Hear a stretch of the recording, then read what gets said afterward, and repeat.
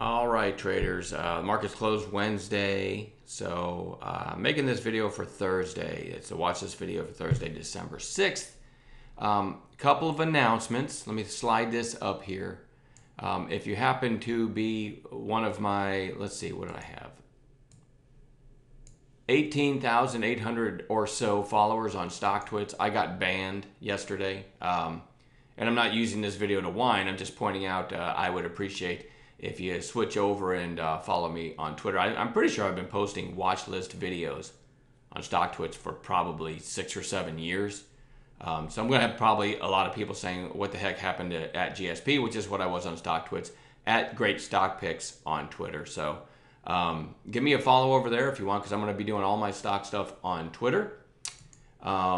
Why did I get banned? Here's proof that I got banned. Your account has been suspended. Please email me, blah, blah, blah. So I emailed them twice now. I'm not going to email them again. I'm just writing them off. Most people responded to me on Twitter and said StockTwits is a joke anyway. Why do you care? But, you know, I enjoyed the forum, to be honest with you. I thought it was kind of cool. To the best of my knowledge, let me slide this over. To the best of my knowledge, and I really don't understand what happened because, you know, they're not brave enough, I guess, or whatever, to answer me. But this was the last tweet. I'll show you what happened. I wrote, integrity is rare in this game. If you think a veteran of this game doesn't know how many traders are being destroyed by this stuff, and I posted a tweet showing the daily chart, and here's a bigger version of that.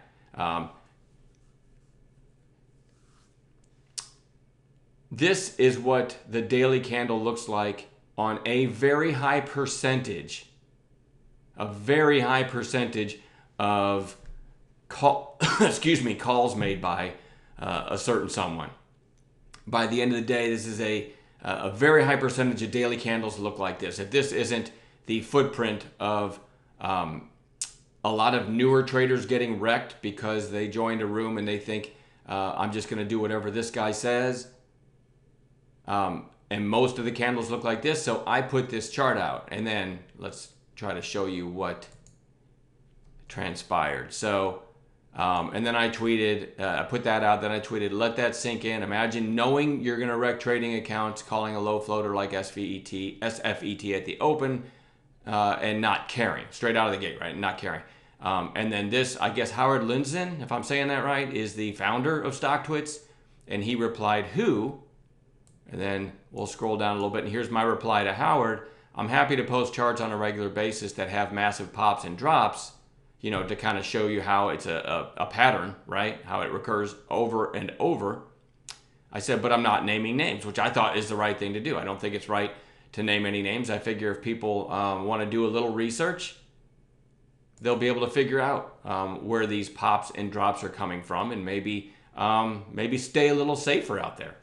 So if I were naming names, to me, then that you know, that's going to start all kinds of problems and you know, Twitter wars. And I wasn't interested in that, but I am interested in helping new traders avoid the pitfall. So I throw little things like that out there. And anyway, I replied to Howard, as you just saw. And next thing I know, my account was blocked, and it says email support. So I emailed support, and no answer. So, you know, I guess Howard Lindzen is one of these, you know, coastal elites. You know, I started a social media about stocks, and you know, and now I can control what other people do, and that's where I'm completely different. I'm not smart enough to have started a social network program like StockTwits or Twitter. I'm not. I'll be the first to tell you.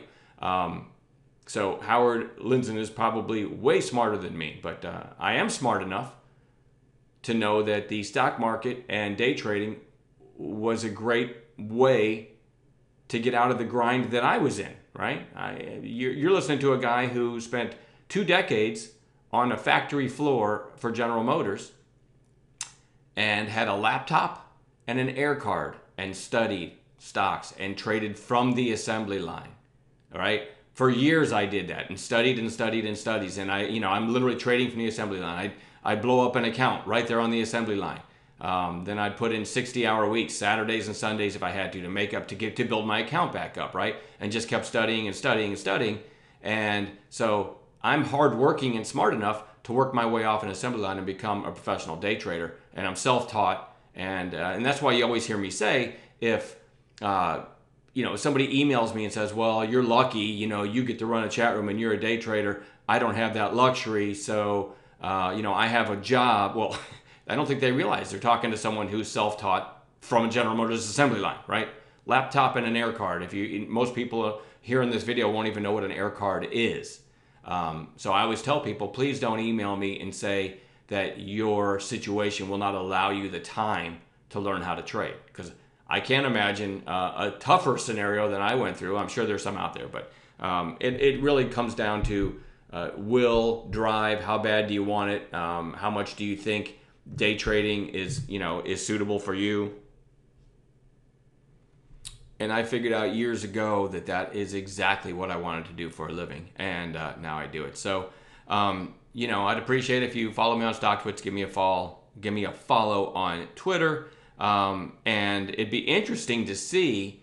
I'm still going to post my daily watch list videos and links to them on Twitter every night. It'd be interesting to see if anybody wants to copy and paste those on StockTwits. Keep in mind, you might be risking your StockTwits account. I mean, I don't know how much fervor they have about completely blocking me out, but I look at, and I just showed you everything.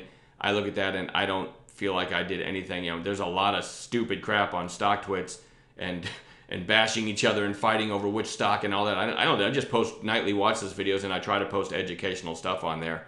So my guess is, maybe this guy's a heavy advertiser with them and they figured out who I'm talking about. I don't know, right? I'll share this real quick.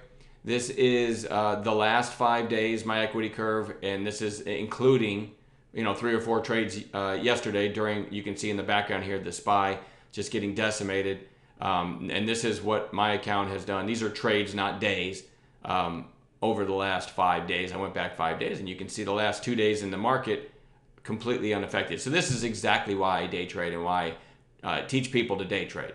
I slept fine last night because this didn't hurt me at all. I'm a day trader in cash every night. All right, so enough babbling. I'm going to get into the watch list for Thursday. I'm probably going to say these days wrong a lot because it feels like a weekend here because we have this day off in the middle of the week.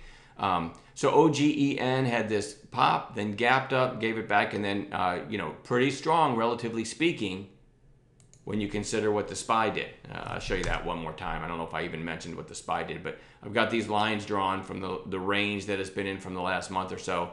And that, if you look at this daily candle on the SPY, you don't see too many of them. You can find a few this size, maybe one. And I always try to look at and see what it did the next day. This one I had a follow through day.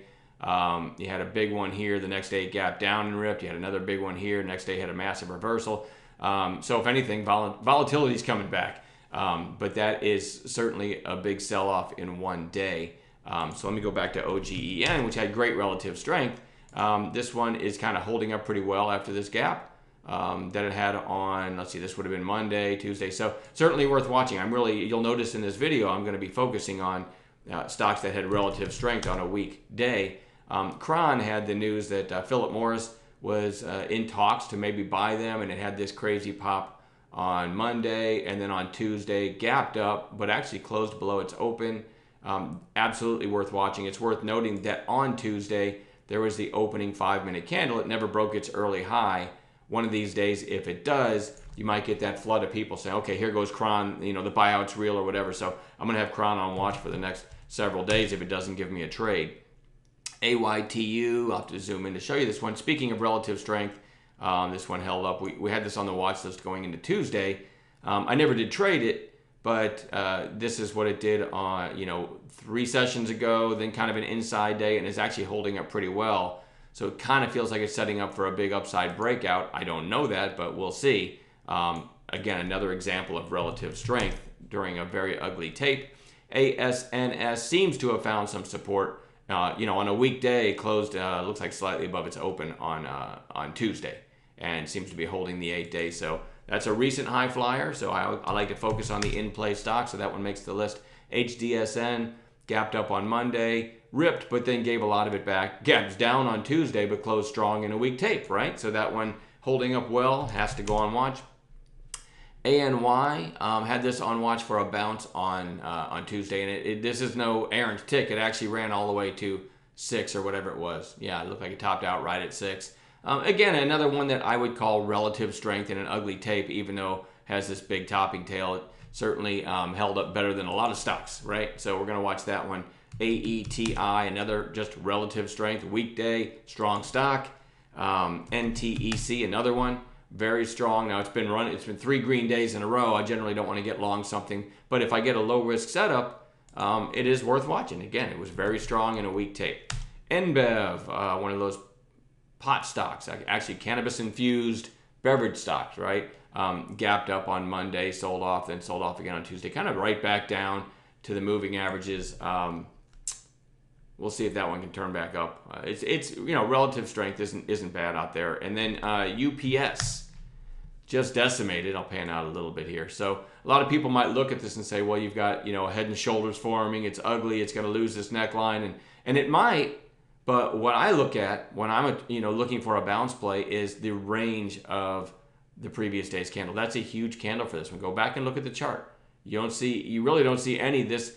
This beaten up, and in the day of Amazon and a lot of stuff being delivered. I know Amazon has their own delivery too, but I just UPS, FedEx, anything, when they get this beaten up in 2 sessions and it's down near, like if this can get down below 104 on Thursday, like say it sells off hard below 104, I'd be looking for a reversal down there, because it's an area that I think has gotten too quickly to the downside. So a lot of times, even if something like looks ugly, like it might lose support right at that 104 area, you always have to take into account how quickly it's gotten there. So we're talking about 2 big days. So if it gets down below 104 on Thursday, I'm going to be looking for a snapback bounce just for a trade. Remember, I'm a day trader, right?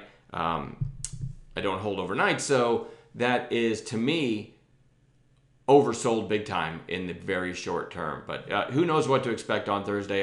A huge gap up in the market wouldn't surprise me, nor would a huge gap down. Again, I don't care, because I'm going to be building. I'm going to use this watch list and then build a list of pre-market gappers as well, and hopefully find an A+ setup in 1 or 2 of them, and hopefully continue climbing that equity curve without the overnight risk. I'm done babbling. See you guys on Thursday.